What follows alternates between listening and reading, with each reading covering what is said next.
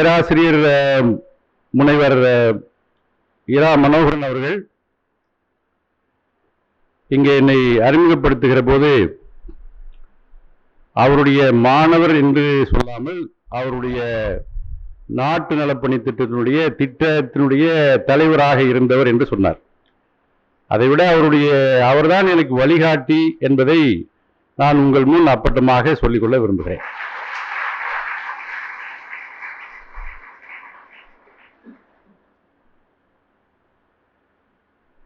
இந்த ஒரு வார்த்தைக்கு மேல் ஒரு பெரிய வார்த்தையை சொல்லி என்னுடைய ஆசிரியரை நான் பெருமைப்படுத்த வேண்டியதில்லை. என்னுடைய வழிகாட்டி என்று சொல்லிவிட்டேன்.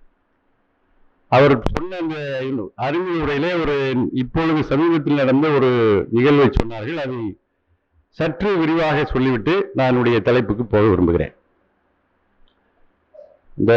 இப்போ ஒரு கோழி குண்டு விளையாண்டவங்க நிகழ்ச்சி அது யூடியூப்ல இப்போ வந்திருக்கு. ஆமா, யூடியூப்ல போய் பார்த்தீங்கன்னா தெரியும். காவல் ஆணையர் தான் எங்களை உத்வேகப்படுத்துகிற வழிகாட்டி என்கிற தலைப்பில் அது இருக்கும். அந்த இவங்க போட்டிருக்காங்க, நியூஸ் 18 சேனல் அதை எடுத்து போட்டிருக்கு. அதில் நீங்கள் யூடியூப்ல போய் பார்த்தா அது என்ன மேட்டர்னு தெரியும். சார் சொன்னதில் உள்ள ஒரு சின்ன ஒரு திருத்தத்தை மட்டும் சொல்லி விடுகிறேன். அவங்கள இன்னைக்கு புத்தக கண்காட்சிக்கு போக சொல்லியிருக்கோம். 25 பேர் போறாங்க. அவங்களுக்கு பாக்கெட் மணி நாங்கள் கொடுக்குறோம். அந்த புத்தகம் வாங்குறதுக்கான பணத்தை நாங்கள் கொடுக்குறோம். ஒவ்வொருவருக்கும் 300 ரூபாய் புத்தகம் வாங்குவதற்கு கொடுத்து, கையில் அவங்களுக்கு சாப்பிட்றதுக்கு ஸ்நாக்ஸ் கொடுத்து, அப்புறம் ஒரு வாட்டர் பாட்டில் கொடுத்து அனுப்புகிறோம் இன்னைக்கு 5 மணிக்கு. அதுக்கு முன்பாக அவங்க என்னுடைய அலுவலகத்துக்கு பின்னால் இருக்கிற ஒரு மைதானத்தில் கோழி குண்டு விளையாட்டு கொண்டிருந்தார்கள். அவங்க ஒரே சண்டை அவங்களுக்குள்ள. அதில் ஸ்கூலுக்கு போகிற பையன், காலேஜ் படிக்கிற பையன், படிச்சுட்டு சும்மா சுற்றுறவன் எல்லாரும் சேர்ந்து விளையாண்டாங்க. ஒரு நாள் பார்த்தேன், நான் ஒன்றும் சொல்லலை. 2வது நாளும் பார்த்தேன், அப்பயும் ஒன்றும் சொல்லலை. 3வது நாள் செவ்வாய்க்கிழமை பார்த்தபோது, சரி என்ன ஒரு அறையில் போய் என்ன நல்லா குண்டு விளையாடுறீங்களா அப்படி கேட்டேன். நான் ஆமாம் சார், நான் இதில் இருந்தேன், இந்த ஸ்போர்ட்ஸ் யூனிஃபார்ம். அதனால் நான் யாருன்னு தெரியாமல் பக்கத்தில் எங்கள் கான்ஸ்டபிள் வந்தோடனே அவர் தான் கமிஷனர்ப்பா அப்படி சொன்னார். நல்லா விளையாடுவோம் நாங்கள். நீங்கள் வேறு விளையாட்டு விளையாடலாம்ல, இங்கே தான் இவ்வளோ பெரிய கிரவுண்ட், வேறு விளையாட்டு விளையாடலாம்ல சொன்னப்போ, எங்களுக்கு விளையாடுவதற்கான உபகரணங்கள் இல்லை என்று சொன்னார்கள். அப்போ நான் வாங்கி கொடுத்தா விளையாடுவீங்களா கேட்டேன். ஆமாம் சார், வாங்கி கொடுத்தா விளையாடுவோம். என்ன வேணும்னு கேட்ட பிறகு ஃபுட்பால் அண்டு வாலிபால் வேணும்னு கேட்டாங்க. அதை வாங்கி அவங்கள்ட்ட கொடுத்துட்டோட விட்டுருக்கலாம். என்னுடைய எண்ணம் என்ன இருந்துச்சுன்னு சொன்னால், அவங்கள ஒரு உத்வேகப்படுத்துவதற்கு ஒரு செய்வோம் என்று சொல்லி, அடுத்த நாள் மாலை நீங்கள் அதை வாங்கிறதுக்கு என் ஆஃபீஸ்க்கு வாங்க என்று சொன்னேன். அங்கே இந்த சீருடையில் இருக்கிறத அவங்க பார்க்கட்டும் அப்படி சொல்லி, என்னுடைய அறையில், என்னுடைய சேம்பர் சொல்லுவாங்க, கமிஷனரோட அறையில் அவங்களுக்கு சேர் போட்டு எல்லாரும் உட்கார வச்சு, அங்கேயும் டீ காஃபிலாம் கொடுத்து, எல்லார் கையிலையும் ஒரு ஸ்வீட் பாக்ஸ் கொடுத்து, இந்த பாலை கொடுத்துட்டு, அப்புறம் அவங்கள்ட்ட சொன்னேன், எங்கள் ஊரில் உங்களை மாதிரி நானும் குண்டு விளையாண்டுக்கிட்டு தான் இருந்தேன். சரியா? எங்கள் அப்பா என்னை படின்னு சொல்லி படிக்க வச்சாரு. அது மட்டும் இல்லை, நீ படித்து ஐஏஎஸ் தாண்டா ஆகணும்னு சொல்லிக்கிட்டே இருந்தாரு. அதனால நான் படித்து ஒரு ஐபிஎஸ் ஆஃபீஸராக இந்த சேரில் உட்காந்துருக்கேன் தம்பி. அவருக்கு ஒரு மென்டார் சொன்னார்ல, சார் சொன்னார், ஒரு மென்டார், அவங்க தெருவில் உள்ள ஒரு பையன் இருக்கார். அவர் ஸ்போர்ட்ஸில் இருந்ததுனால அவருக்கு ஜெயில் டிபார்ட்மெண்ட்டில் கார்டு வேலை கிடைச்சிருக்கு. அவரை ரொம்ப மரியாதையாக அவங்க சொல்கிறாங்க. அந்த பேரை கூட சொல்கிறதில்லை, கார்டு அண்ணான்னு சொல்கிறாங்க அவரை. அந்த பசங்க, உங்கள் கார்டு அண்ணாவுக்கு எவ்வளோ சம்பளம் கேளு. 27,000 ரூபாய் சம்பளம். எனக்கு எவ்வளோ சம்பளம் உனக்கு தெரியுமா? அவங்க முடிச்சாங்க. நான் 2,60,000 சம்பளம் வாங்குறேன் என்று சொன்னேன். உங்கள்கிட்ட பேசிக்கிட்டு இருக்கிறதுக்கே எனக்கு சம்பளம் தான் 8,300 ரூபா ஒரு நாளைக்கு சம்பளம். அவர் 27,000 சம்பளம். அவர் படிச்சு ஸ்போர்ட்ஸ் கோட்டால உள்ள போனதுனால அவருக்கு எவ்வளவு சம்பளம் வந்திருக்கு? ஒரு நாளைக்கு ஒரு மாசத்துக்கு 27,000 சம்பளம்.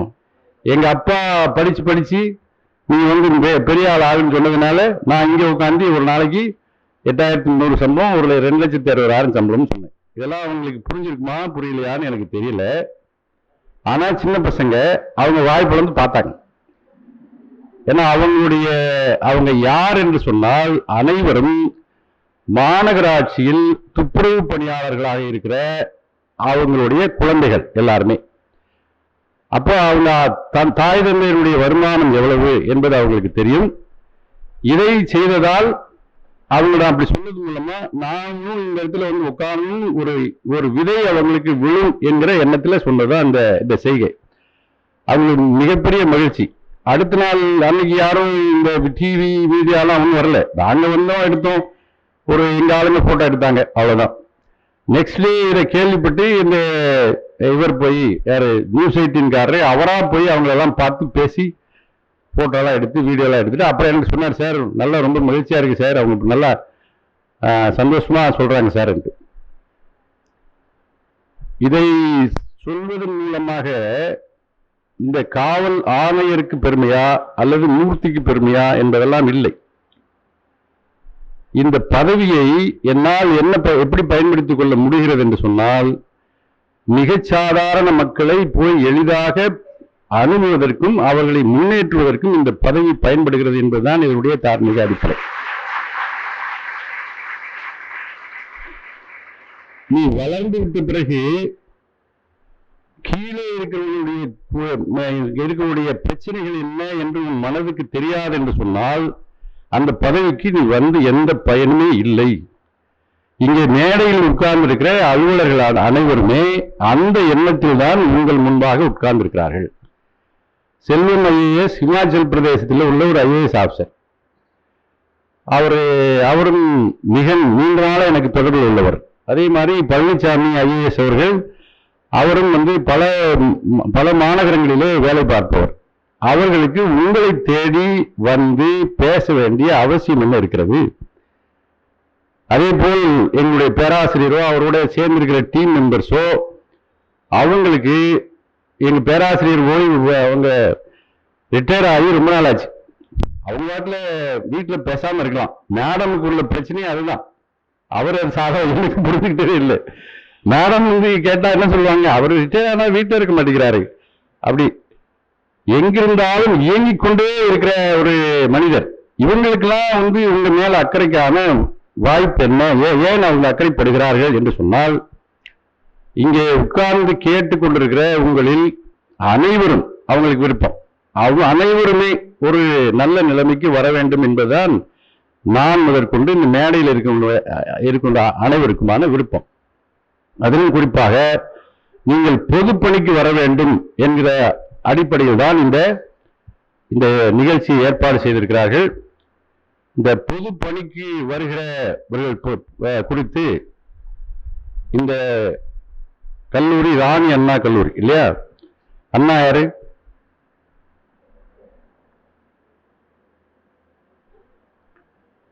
அண்ணா யாருங்க?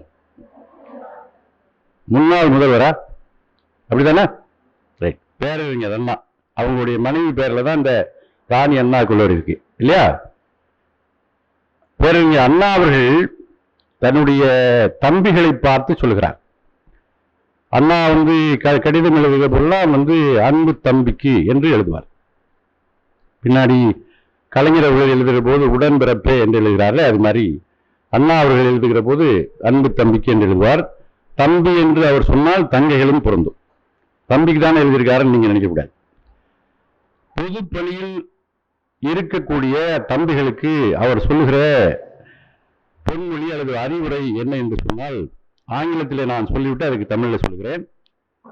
Go to the people. Go to the people. Live among them. Learn from them. Love them. Serve them. Start with what they know.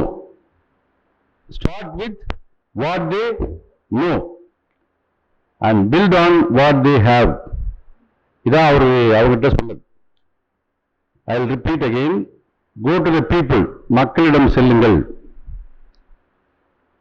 Live among them, அவங்களோடு சேர்ந்து வாழுங்கள். லேர்ன் ஃப்ரம் தெம், அவங்கள்ட்ட இருந்து கற்றுக்கொள்ளுங்கள். அவங்க பிரச்சனைகள் என்னன்னு கற்றுக்கொள்ளுங்கள், அதான் முக்கியம். லவ் தெம், அவங்களுக்கு அன்பு செலுத்துங்கள். தென் சர்வ் தெம், அவர்களுக்கு பணி செய்யுங்கள். அதோட ரொம்ப முக்கியமானது, start with what they no. அதுல அவங்களுக்கு என்ன தெரியுமோ அதிலிருந்து நீங்கள் தொடங்குங்கள் என்று சொல்லுகிறார். இப்ப நாம செஞ்ச ஒரு உதாரணம், ஒரு செய்கை செஞ்சிருக்கோமே, அந்த கோழிக்குண்டு விளையாண்டவங்கள்ட்ட, அந்த இதுல அவங்களுக்கு என்ன தெரியும்? கோழிக்குண்டு விளையாட தெரியும். அவங்கள்ட்ட என்ன பிரச்சனை? அதை அவங்க ஒரு நல்ல விளையாட்டு விளையாட வைப்பதற்கு ஒரு சரியான ஒரு ஆர்கனைசேஷன் இல்லை, ஒரு அமைப்பு இல்லை, ஒரு தொடர்பு இல்லை.